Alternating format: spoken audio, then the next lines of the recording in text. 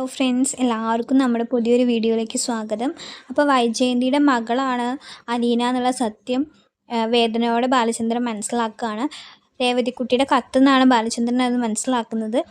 ബാലചന്ദ്രൻ്റെ മനസ്സിൽ പല ചിന്തകളും ഓടി മറിയുന്നുണ്ട് കേട്ടോ. അപ്പോൾ ഇങ്ങനൊരു കല്യാണത്തിന് മുന്നേ വൈജയന്തിക്ക് ഒരു ബന്ധം ഉണ്ടായിരുന്നു. അതിലുണ്ടായ കുട്ടിയാണോ അലീന? അവളെ അപ്പോൾ എന്നെ ചതിക്കുകയായിരുന്നില്ല ഇത്രയും കാലം. ഞാൻ അവളെ എത്ര സ്നേഹിച്ചു. ഇവരും വീട്ടുകാരും എല്ലാവരും എന്നെ ചതിക്കുകയായിരുന്നില്ലേ? എന്തിനായിരുന്നു അവരെന്നോട് അങ്ങനെ ചെയ്തിട്ടുണ്ടാവുക? പിന്നീട് അപ്പോൾ എന്തിനായിരിക്കും ഞാനുമായിട്ടുള്ള കല്യാണത്തിന് അവൾ സമ്മതിച്ചിട്ടുണ്ടായിരിക്കുക എന്നുള്ള ചിന്തകളൊക്കെ ബാലചന്ദ്രൻ്റെ മനസ്സിലേക്ക് വരുന്നുണ്ട് കേട്ടോ. പിന്നെ ബാലചന്ദ്രൻ ചിന്തിക്കുന്നുണ്ട്, ഇനിയിപ്പോൾ ഈ കുട്ടികൾ ആരെങ്കിലും പറഞ്ഞ് തെറ്റിദ്ധരിപ്പിച്ചതായിരിക്കുമോ? അങ്ങനെ വരാൻ വഴിയില്ല. അങ്ങനെയാണെന്ന് വെച്ചാൽ അമ്മയെ നോക്കാൻ വേണ്ടിയിട്ട് ഇവിടെ നിന്ന് ഹോം നേഴ്സിനെ കിട്ടാതെ തിരുവനന്തപുരത്ത് പോയിട്ട് ഹോം നേഴ്സിനെ കൂട്ടിക്കൊണ്ട് വരേണ്ട ആവശ്യമില്ലല്ലോ. അപ്പം അച്ഛൻ എന്തിനായിരിക്കും അവിടുന്ന് തന്നെ ഹോം നേഴ്സിനെ കൂട്ടിക്കൊണ്ട് വരണമെന്ന് പറഞ്ഞത്?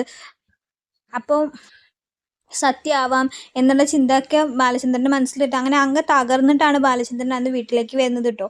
വീട്ടിലേക്ക് വന്ന ബാലചന്ദ്രന് ചായ ആയിട്ട് മുറിയിലേക്ക് അലീന പോകുന്നുണ്ട് കേട്ടോ. പോയ അലീന ചായ കൊടുക്കുന്നുണ്ട്. എന്നിട്ട് അലീനോട് ചോദിക്കുന്നുണ്ട്, ആരാ രേവതി എന്ന് ചോദിക്കുന്നുണ്ട് കേട്ടോ. അപ്പം അലീന പറയുന്നുണ്ട്, എൻ്റെ കൂടെ ഉണ്ടായിരുന്നതാണ് ഓർഫനേജിൽ, എൻ്റെ അനിയത്തിയാണ് എന്ന് പറയാൻ കേട്ടോ. എൻ്റെ അനിയത്തിയാണ്. എന്താ സർ എന്ന് ചോദിക്കുകയാണ്. നിനക്കൊരു കത്തുണ്ട് എന്ന് പറഞ്ഞിട്ട് ആ കത്ത് കൊടുക്കുകയാണ് കേട്ടോ. ആ കത്ത് കൊടുക്കുമ്പോൾ തന്നെ അലീനയ്ക്ക് മനസ്സിലായി, കത്ത് നോക്കുമ്പോൾ അത് ആരോ പൊട്ടിച്ച് വായിച്ചിട്ടുണ്ടോ എന്ന് മനസ്സിലായി കേട്ടോ. അപ്പം ബാലചന്ദ്രൻ്റെ മുഖത്തേക്ക് അവളിങ്ങനെ നോക്കുമ്പോൾ ബാലചന്ദ്രൻ പറയുന്നുണ്ട്, അത് ആരാ നിനക്ക് കത്ത് അയച്ചിട്ടുണ്ടെന്ന് അറിയാൻ വേണ്ടിയിട്ട് ഞാനത് വായിച്ചു നോക്കിയതാണെന്ന് പറയും കേട്ടോ. അതിലെഴുതിയിരിക്കുന്നതൊക്കെ സത്യമാണോ എന്ന് ചോദിക്കാണ് കേട്ടോ. എന്താ സർ, നീ ആദ്യം അത് വായിച്ചു നോക്ക്, എന്നിട്ട് പറയുമെന്ന് പറയാൻ കേട്ടോ. അപ്പോൾ അത് അവിടെ നിന്നിട്ട് തന്നെ അലീനയെ കൊണ്ട് വായിപ്പിക്കുകയാണ് കേട്ടോ. വായിച്ചു കഴിഞ്ഞാൽ അലീന ആകെ തകർന്നു പോവാണ് കേട്ടോ. കാരണം അതിലെല്ലാ കാര്യങ്ങളും രേവതി ചോദിച്ചിട്ടുണ്ട് കേട്ടോ. രേവതിയുടെ വിശേഷങ്ങൾ പറയുന്നതിനേക്കാൾ കൂടുതൽ രേവതി അലീനയുടെ അമ്മേനെ കുറിച്ചിട്ടൊക്കെ ചോദിക്കുകയാണ് കേട്ടോ. മുത്തശ്ശൻ പറഞ്ഞിട്ടുണ്ടായിരുന്നല്ലോ, മുത്തശ്ശൻ്റെ മകളാണ് ചേച്ചിയുടെ അമ്മ എന്ന് പ്രജിതാമ്മയും പറഞ്ഞിട്ടുണ്ടായിരുന്നല്ലോ. അപ്പോൾ അമ്മ എങ്ങനെ, ചേച്ചീനെ പോലെ സുന്ദരിയാണോ? നല്ല സ്വഭാവമാണോ? ചേച്ചിക്ക് അവിടെ സുഖമാണോ? അവർ ചേച്ചിയോട് നന്നായിട്ടൊക്കെ പെരുമാറുന്നുണ്ടോ എന്നൊക്കെ ചോദിക്കുന്നുണ്ട് കേട്ടോ. വേറെ ആരെങ്കിലും ഉണ്ടോ ചേച്ചിക്ക്? വേറെ സഹോദരങ്ങളൊക്കെ ഉണ്ടോ അവിടെ എന്നൊക്കെ ചോദിക്കുന്നുണ്ട് കേട്ടോ. അപ്പോൾ ഇതൊക്കെ നല്ല ഡീറ്റെയിൽ ആയിട്ട് അതിൽ രേവതി ഒക്കെ എഴുതിയിട്ടുണ്ട്. അപ്പോൾ ഇത് വായിച്ചു കഴിഞ്ഞപ്പോൾ അലീന ആകെ ഇല്ലാണ്ടായിട്ടോ. എന്താണ് ബാലചന്ദ്രനോട് മറുപടി പറയുക?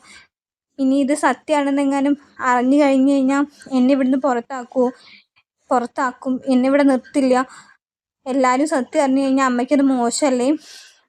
പിന്നെ ഒരു നിമിഷം പോലും എന്നെ ഇവിടെ നിർത്തില്ല എന്നൊക്കെ അലീന ഉറപ്പിച്ചു കേട്ടോ. അപ്പോൾ ബാലചന്ദ്രൻ ചോദിക്കുന്നുണ്ട്, അത് സത്യമാണോ എന്ന് ബാലചന്ദ്രൻ ചോദിക്കുന്നുണ്ട് കേട്ടോ.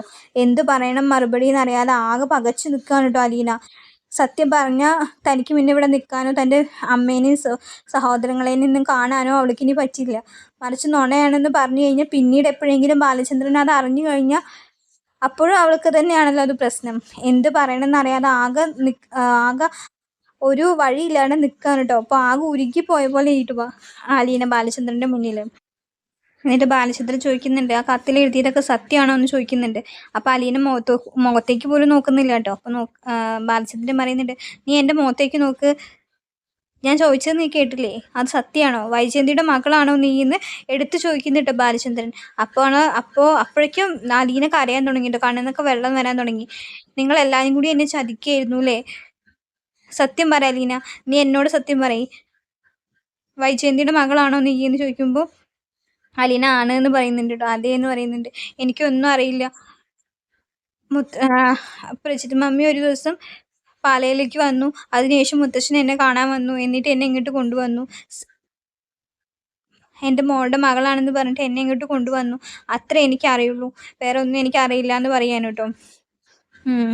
എനിക്ക് അപ്പോഴേ സംശയം ഉണ്ടായിരുന്നു, വെറൊരു ചാരിച്ചിയുടെ പുറത്ത് മാത്രം നിന്നെ ഇങ്ങോട്ട് കൊണ്ടുവന്നതൊന്നുമല്ല. അറുത്ത കൈക്ക് ഉപ്പ് തയ്ക്കാത്ത മനുഷ്യനാണ് അദ്ദേഹം. എന്നിട്ട് അദ്ദേഹം ഇങ്ങനെ ഒരു പ്രവൃത്തി ചെയ്യണമെങ്കിൽ അതിലെന്തെങ്കിലുമൊക്കെ കാര്യം ഇല്ലാണ്ടിരിക്കില്ലല്ലോ.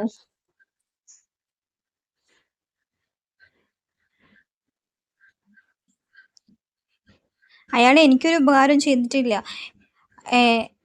എന്തെങ്കിലും കാരണമില്ലാതെ അദ്ദേഹം അങ്ങനെ ചെയ്യില്ല എന്ന് എനിക്കറിയായിരുന്നു. പിന്നെ മനു പറഞ്ഞു, ആദ്യം മുതലേ മുത്തശ്ശൻ സഹായിക്കുന്ന ആളാണെന്നൊക്കെ പറഞ്ഞിട്ട് അങ്ങനെയൊക്കെയാണെന്ന് ഞാനും വിചാരിച്ചിരുന്നുള്ളൂ. പക്ഷെ എന്തോ ഒരു ചതി അതിലുണ്ടായിരുന്നു എന്ന് എനിക്കറിയായിരുന്നു. മതി. അപ്പോൾ അലീനയ്ക്കാണെന്ന് വെച്ചാൽ ഇനി തന്നെ പറഞ്ഞു വിടുമോ, ഇവിടെ നിർത്തുന്നുണ്ടാവില്ല എന്നൊക്കെയുള്ള ചിന്ത തന്നെയാണ് അലീനയുടെ മനസ്സിൽ വരുന്നത്. അപ്പം ബാലചന്ദ്രൻ പറയുന്നുണ്ട്, നീ പോയിക്കോ, എനിക്ക് കുറച്ച് നേരം ഒറ്റയ്ക്ക് ഇരിക്കണം എന്ന് പറയാൻ കേട്ടോ. അങ്ങനെ അലീന റൂമിലേക്ക് പോവാണ് കേട്ടോ. അപ്പം മുത്തശ്ശി ചോദിക്കുന്നുണ്ട്, എന്താ എന്താ അല്ല, അതെനിക്കൊരു കത്ത് വന്നതാണ്, ഞാൻ പറഞ്ഞിട്ടില്ലേ രേവതിക്കുട്ടി. അപ്പം മുത്തശ്ശി ചോദിക്കുന്നു, രേവതിക്കുട്ടിയോ? ആ, എൻ്റെ കൂടെ സ്നേഹനികേതനിലുണ്ടായിരുന്ന രേവതി, അവളിപ്പോൾ പാലാരിവട്ടത്താണ്. മാമച്ച് ഗ്രേസി മാൻറ്റിയുടെയും മാമച്ചിൻ്റെയൊക്കെ കൂടെയാണ് എന്നൊക്കെ പറയുന്നുണ്ട് കേട്ടോ. ഓ, ഓക്കെ. അവരുടെയൊക്കെ കൂടെയാണ്, അവൾ നല്ല ഹാപ്പിയാണ് അവിടെ എന്നൊക്കെ പറയുന്നത്. അവൾ എനിക്ക് കത്തയച്ചിട്ടുണ്ട് കുറേ വിശേഷങ്ങൾ പറഞ്ഞിട്ട്. അപ്പോൾ ആ കത്ത് തരാൻ വേണ്ടിയിട്ട് ബാലചന്ദ്രൻ സാർ വിളിച്ചതാണെന്നൊക്കെ പറയുന്നുണ്ട് കേട്ടോ. അങ്ങനെയൊക്കെ പറഞ്ഞ് അലീന ആ മാറ്ററൊന്നും മാറുന്നുണ്ട്. പക്ഷേ ബാലചന്ദ്രനാണ് ആകെ തകർന്നിരിക്കുകയാണ് കേട്ടോ. പിന്നീട് രേവതിക്കുട്ടിയുടെ കത്തൊക്കെ പിന്നെയും ഒന്നും കൂടിയും അലീന എടുത്ത് വായിച്ച് നോക്കുന്നുണ്ട് കേട്ടോ. അതൊക്കെ കഴിഞ്ഞ് ഇവള് ബാലചന്ദ്രൻ്റെ റൂമിലേക്ക് പോകുമ്പോൾ ആളാകെ വേർത്ത് കുളിച്ച് കിടക്കുകയായിരിക്കും കേട്ടോ. ഒരു മൈനർ അറ്റാക്ക് പോലെ, വിളിച്ചിട്ടൊന്നും എണീക്കുന്നില്ല കേട്ടോ. പിന്നെ അവൾ ഫസ്റ്റ് എയ്ഡ് പോലെയൊക്കെ കുറച്ച് കാര്യങ്ങളൊക്കെ ചെയ്യുമ്പോൾ ബോധം വരുന്നുണ്ട്. എന്നിട്ട് അലീന പറയുന്നുണ്ട്, നമുക്ക് ഹോസ്പിറ്റലിൽ പോവാൻ സാർ, ആകെ വയ്യാണ്ടായില്ലേ എന്ന് പറയുമ്പോൾ, വേണ്ട വേണ്ട, എനിക്കിവിടെ കടന്നാൽ മതി എന്ന് ബാലചന്ദ്രൻ പറയുന്നുണ്ട്. പിന്നെ അലീന നിർബന്ധിച്ച് ഹോസ്പിറ്റലിലേക്ക് കൊണ്ടുപോകുന്നുണ്ട്. അങ്ങനെ ആ ഹോസ്പിറ്റലിൽ അഡ്മിറ്റ് ആവുന്നൊക്കെ ഉണ്ട് കേട്ടോ. പിന്നീട് കുറച്ച് ദിവസം ബാലചന്ദ്രനെ പരിചരിക്കുക അലീന തന്നെ ആയിരിക്കും കേട്ടോ. ഇടയ്ക്ക് വൈജയന്തി വന്നു പോകുന്നുണ്ടെങ്കിലും കൂടുതൽ പരിചരിക്കുക അലീന തന്നെ ആയിരിക്കും. അലീനയെക്കുറിച്ചുള്ള സത്യങ്ങളൊക്കെ മനസ്സിലാക്കിയത് കൊണ്ട് തന്നെ ബാലചന്ദ്രന് അലീനയോടൊരു ഇഷ്ടമൊക്കെ തുടങ്ങിയിട്ട്, ഒരു അച്ഛൻ മകൾ കോംബോ പോലെ അവർ ബാലചന്ദ്രൻ അലീനേനെ കൂടുതൽ കെയർ ചെയ്യുകയും കൂടുതൽ ഇഷ്ടപ്പെടുകയൊക്കെ ചെയ്യുന്നുണ്ട് കേട്ടോ. പക്ഷെ ഇതൊന്നും ഇഷ്ടപ്പെടാത്ത രണ്ടുപേരാണ് ആ വീട്ടിലുള്ളത്. ഒന്ന് ബബിതയും ഒന്ന് വൈജയന്തിയാണ് കേട്ടോ. വൈജയന്തിക്കും ബാലചന്ദ്രനോട് ഇവൾ കൂടുതൽ അടുക്കുന്നത് ഇഷ്ടാവുന്നില്ല. പിന്നെ ഒരു മകളെ പോലെ അലീനയോട് അച്ഛൻ പെരുമാറുന്നത് ബബിതയ്ക്കും ഇഷ്ടാവുന്നില്ല കേട്ടോ.